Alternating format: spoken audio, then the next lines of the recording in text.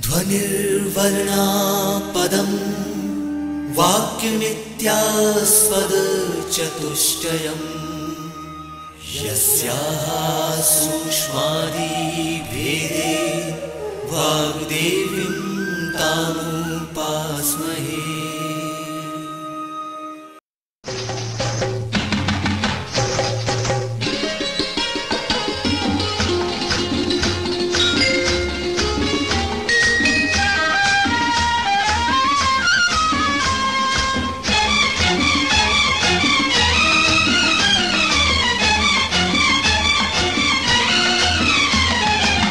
मध्य प्रदेश भोज मुक्त विश्वविद्यालय का इलेक्ट्रॉनिक माध्यम निर्माण और शोध केंद्र EMPRC प्रस्तुत करता है समाजशास्त्र विषय पर आधारित ध्वनि कार्यक्रम प्रत्यक्षवाद।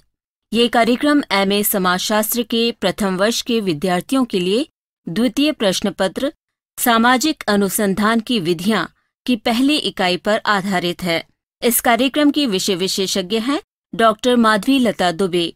कार्यक्रम का ध्वनि मुद्रण, संपादन और प्रस्तुतिकरण किया है अमर बहादुर यादव ने। तो साथियों, आइए सुनते हैं ध्वनि कार्यक्रम प्रत्यक्षवाद।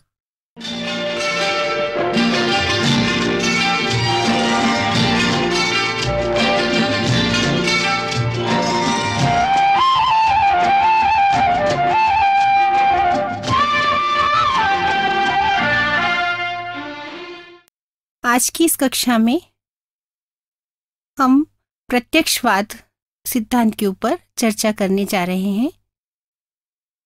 आज के इस व्याख्यान में आप समझ सकेंगे प्रत्यक्षवाद की अवधारणा क्या है, समाजशास्त्र के वैज्ञानिक अध्ययन में किस तरह इसे उपयोग में लाया गया, क्या मान्यताएं हैं प्रत्यक्षवाद की, और कैसे समाजशास्त्र ने प्रत्यक्षवादी अध्ययन पद्धति के आधार पर प्रतिष्ठा प्राप्त की।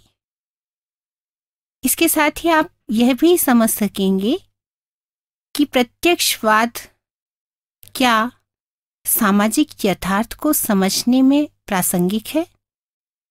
चलिए इन सभी प्रश्नों या इन सभी चिंतन के बिंदुओं पर हम एक एक करके चर्चा करते हैं।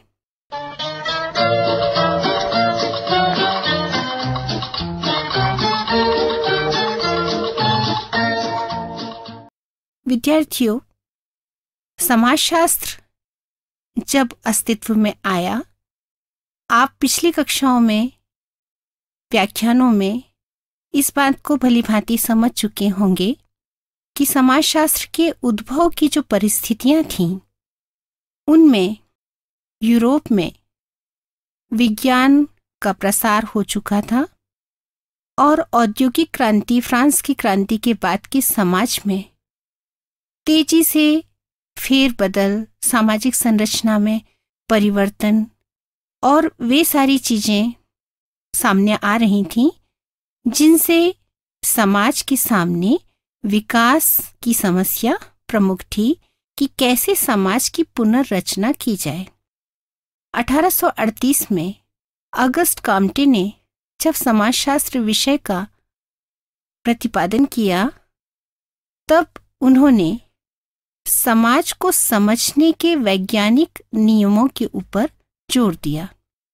तो प्रत्यक्षवाद क्या है और समाजशास्त्र में किस तरह यह प्रासंगिक है, इसके ऊपर हम अब चर्चा करेंगे।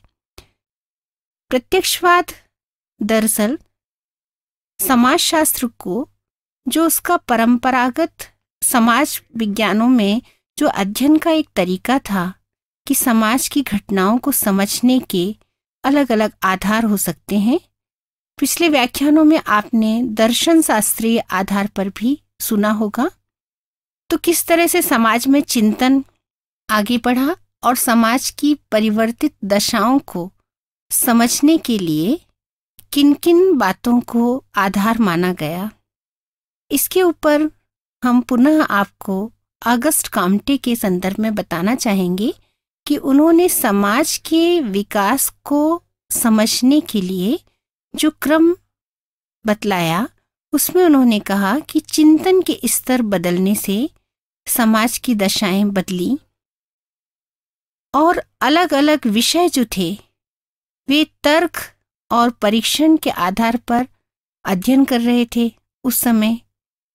तो कोई भी घटना घटित क्यों होती है, इसके पीछे के जो कारण हैं, इसमें एक लंबे समय तक समाज में धार्मिक चिंतन महत्वपूर्ण रहा।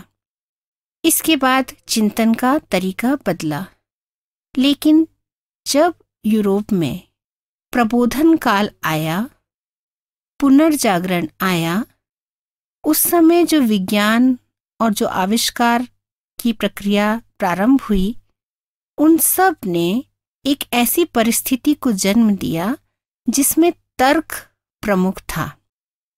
तो यह सोचा जाने लगा कि समाज में जो घटनाएं घटित होती हैं उन्हें समझने के लिए भी हमें विज्ञानों की तरह नियमों को समझना चाहिए।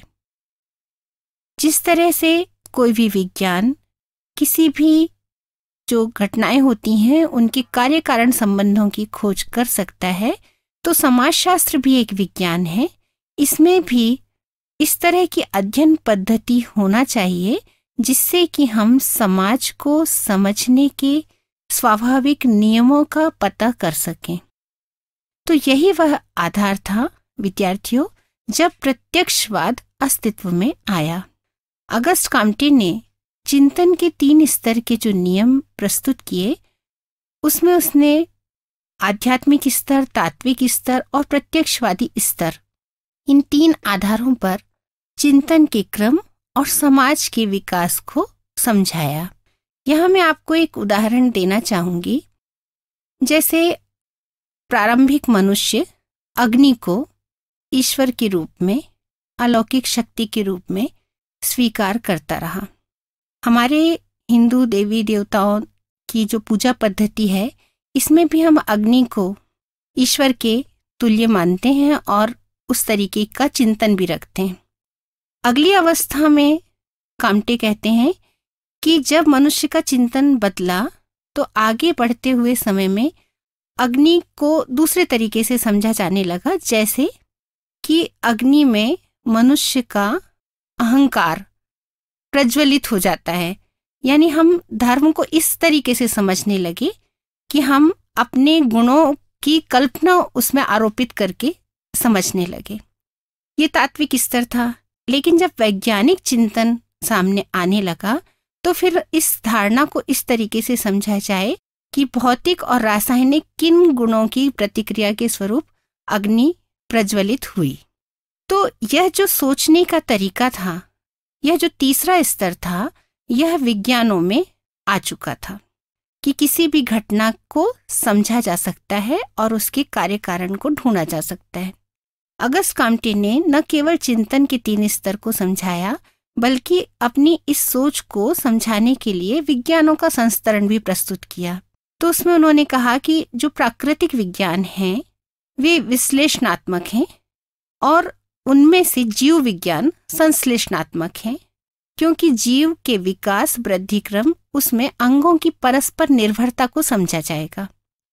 इसी आधार पर उन्होंने कहा कि अगला जो विज्ञान है समाजशास्त्र, यह भी संश्लेषणात्मक अध्ययन पर आधारित है, क्योंकि इसमें हम समाज के अंगों की परस्पर निर्भरता, उनके प्रकार्य, उनके कारणों को समझें, तब हम समाज की दशाओं को भली भांति समझ सकते हैं।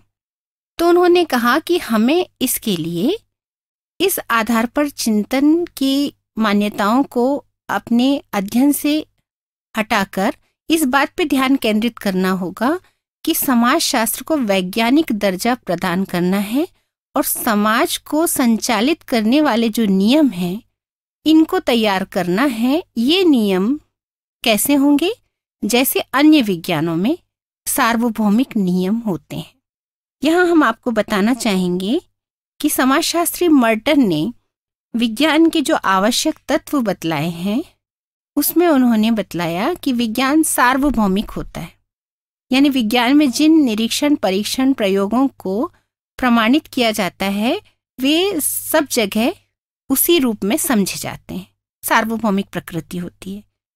दूसरी बात यह है कि विज्ञान में जो भी तथ्य सामने आते हैं वे बिना किसी पूर्वाग्रह के समीक्षा के साथ परीक्षण करने योग्य होते हैं। उसमें हम किसी पूर्वाग्रह के आधार पर सोचेंगे यदि, तो वह वैज्ञानिक ज्ञान नहीं होगा। अतः निरपेक्षता की बात विज्ञान में होती है और विज्ञान के लिए हर एक विषय आलोचना का विषय है। यानी उसके हम सारी चीजों को तटस्थ होकर चर्चा कर सकते हैं। इसमें ना तो हम उसे पवित्र अपवित्र या किसी चीज का बहुत महत्व या महत्वहीन ऐसे पूर्वाग्रह के आधार पर न बताकर आलोचना का विषय मानकर उसकी स्पष्टीकरण को सामान्यीकरणकृत निष्कर्षों के आधार पर परीक्षण कर सकते हैं। तो मर्टन ने जो विज्ञान के आधार बतलाए, इनको यदि हम देखें तो प्रत्यक्षवाद पद्धति जो है उसमें समाजशास्त्र को वैज्ञानिक दर्जा दिलाने के अनुसार ये सारी चीजें मौजूद हैं। क्योंकि प्रत्यक्षवाद क्या है यदि हम इसको समझें तो निरीक्षण, परीक्षण, अवलोकन के साथ सामाजिक घटनाओं को सामान्यीकृत करके निष्कर्ष निकालना और जो स्वाभाविक नियम तैयार होते हैं इन नियमों के आधार पर समाज को समझना। तो यह प्रत्यक्षवाद का आधार है या अर्थ है।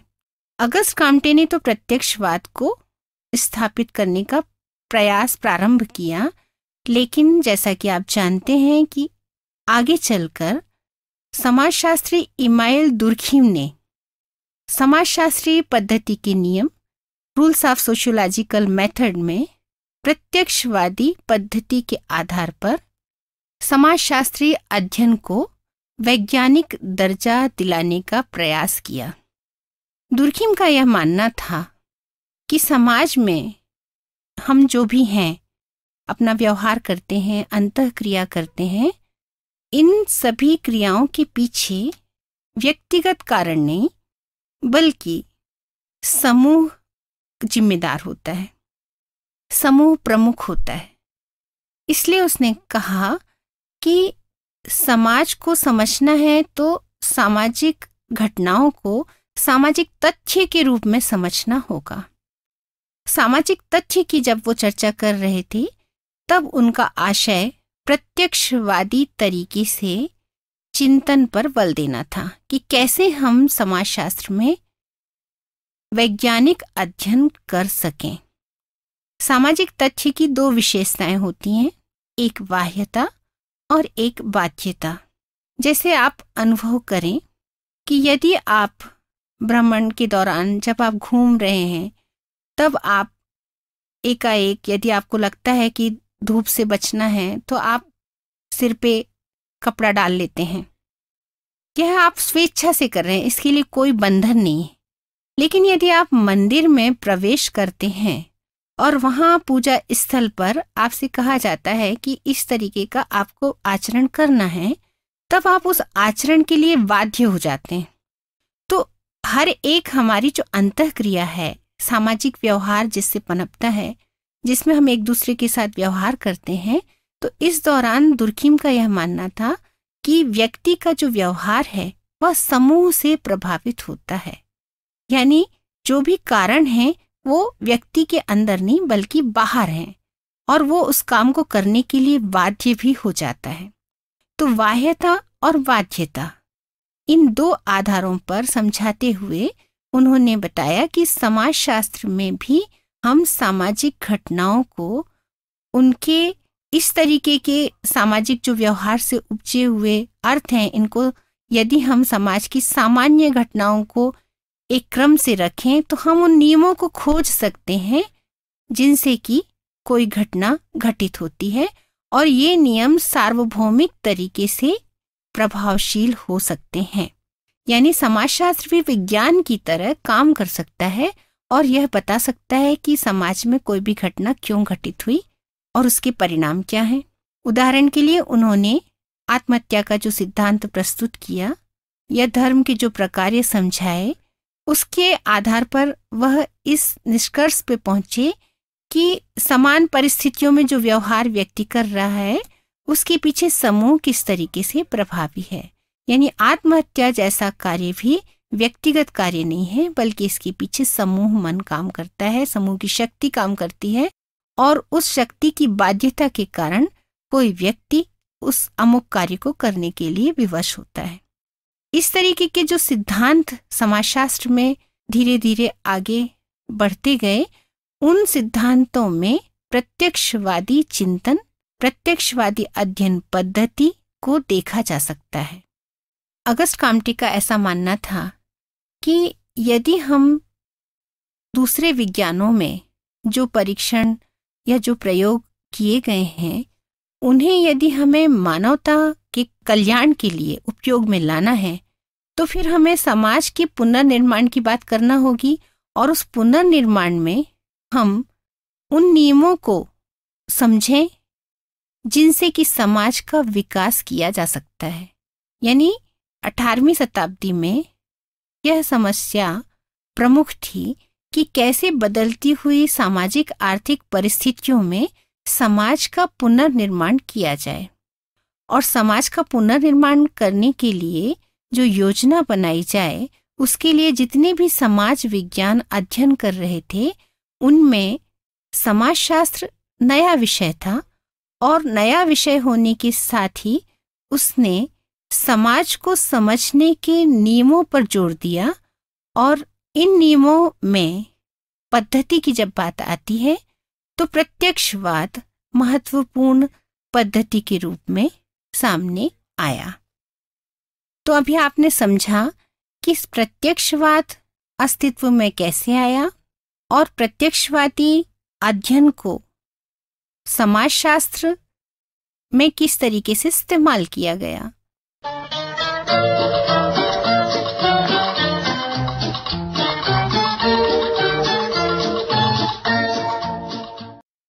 विद्यार्थियों, प्रत्यक्षवाद अध्ययन पद्धति के विकसित होने के बाद समाजशास्त्र समाज विज्ञान में प्रतिष्ठापित विषय के रूप में अस्तित्व में आया, क्योंकि समाज को समझने के लिए निरीक्षण, परीक्षण, अवलोकन और सामान्यीकृत निष्कर्षों के आधार पर स्वाभाविक नियम कैसे समाज को प्रभावी बना सकते हैं, कौन से नियम सामने आए, उनके लिए समाजशास्त्रियों ने अध्ययन की परंपरा को विकसित किया।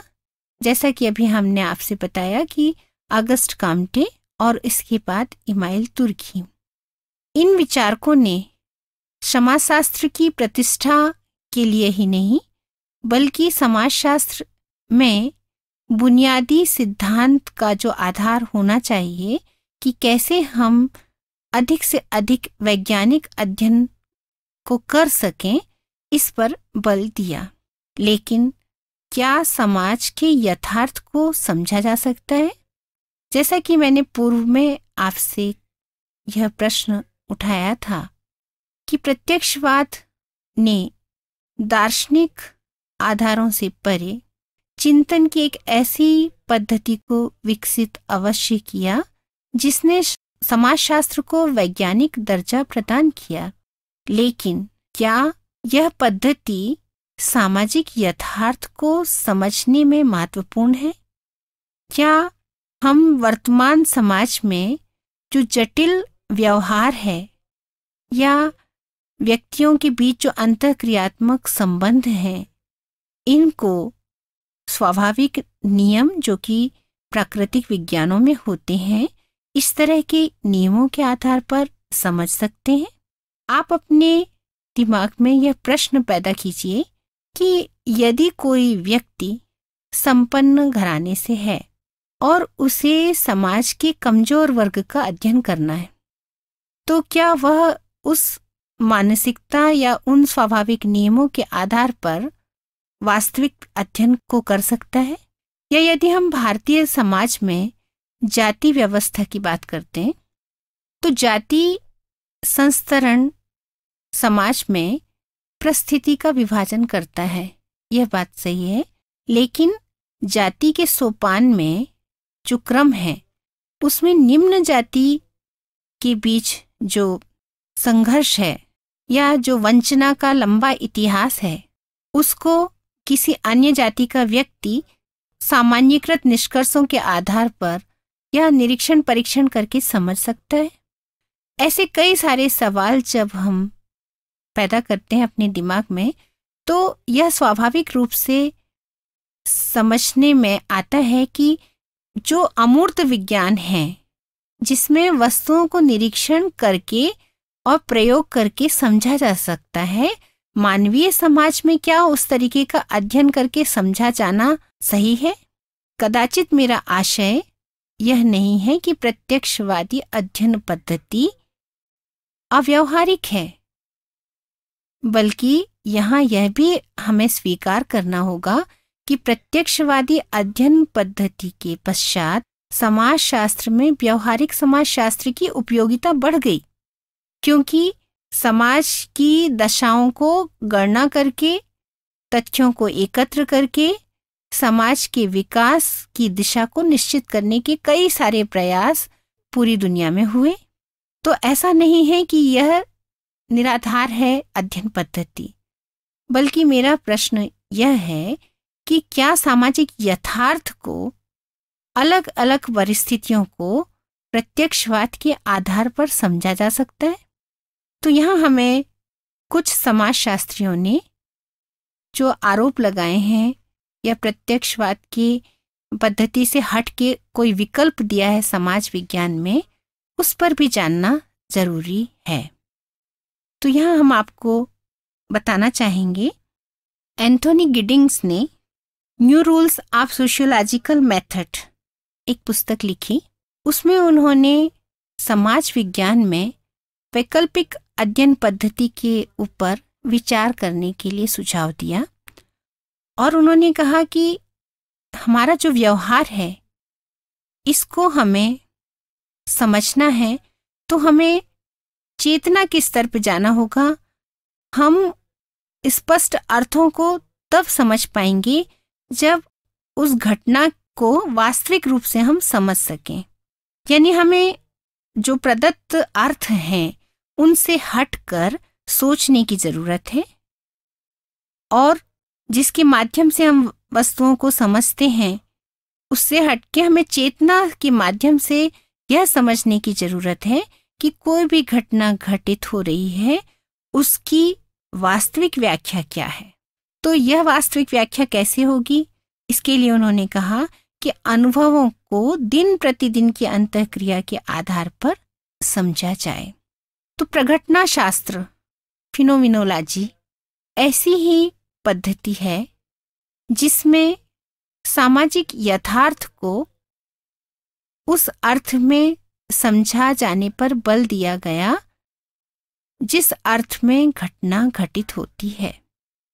यानी हम नियमों के आधार पर, जैसा कि मैंने आपसे उदाहरण के रूप में समझाया कि जाति के आधार पर, मान लीजिए कि कोई ब्राह्मण, क्षत्रिय, वैश्य, शूद्र के क्रम में भारतीय समाज में अपने अपने क्रम में जो व्यक्ति है उसे अपनी जाति के अनुभव हैं, लेकिन हम एक निश्चित निष्कर्षों के आधार पर सिर्फ किसी जाति के कार्यों को या जाति में जो भी अंतःक्रिया हो रही है लोगों के बीच में, एक जाति की दूसरी जाति के साथ, उसके वास्तविक पहलुओं को तब तक नहीं समझ सकते जब तक कि हम अनुभविक तरीके से और दिन प्रतिदिन उन घटनाओं को उस स्तर पर ना समझें।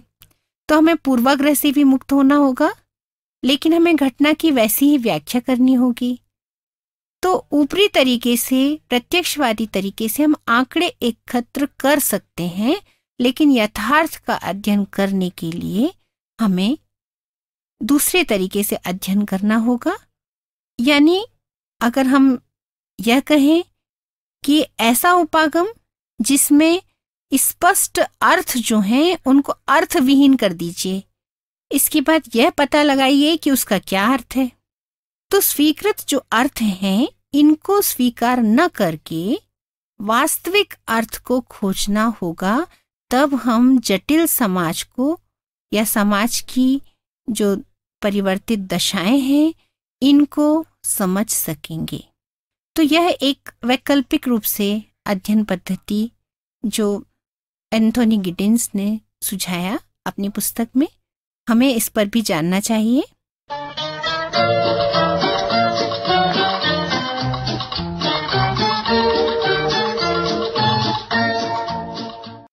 इसके अलावा एक और विचारक हैं गोल्डनर।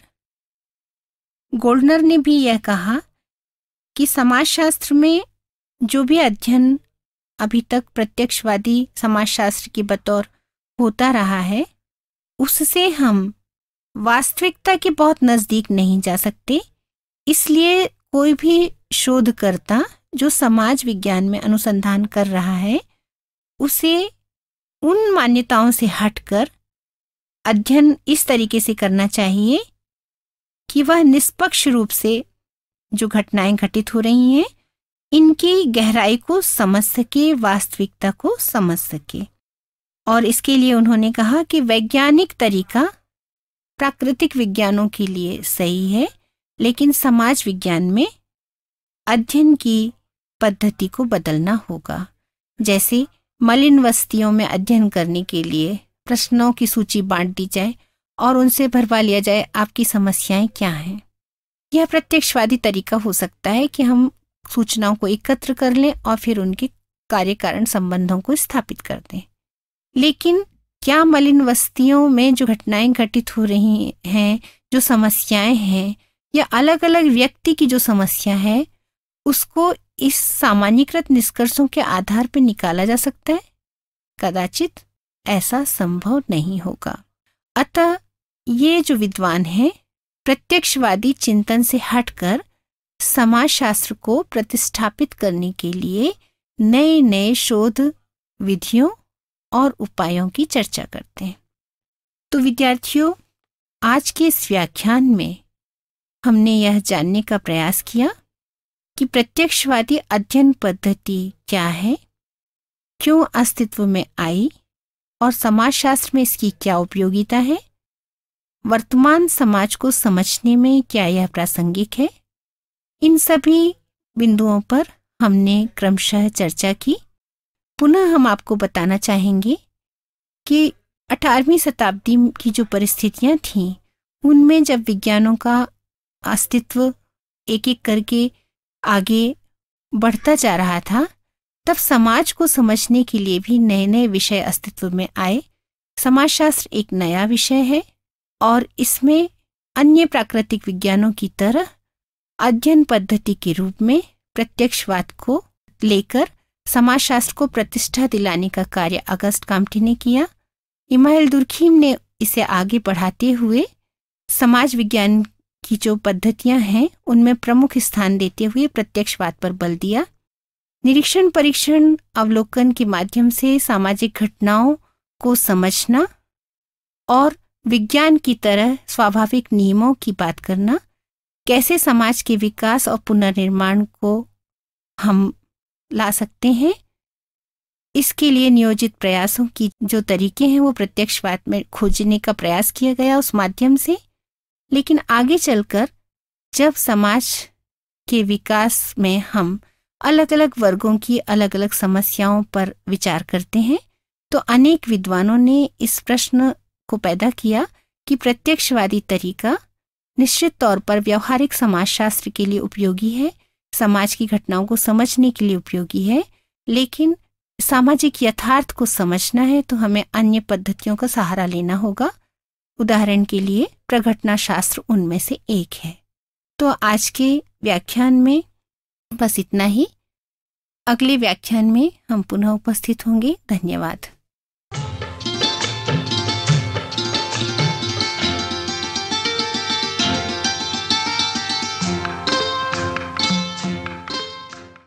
अभी आप सुन रहे थे समाजशास्त्र विषय पर आधारित ध्वनि कार्यक्रम प्रत्यक्षवाद।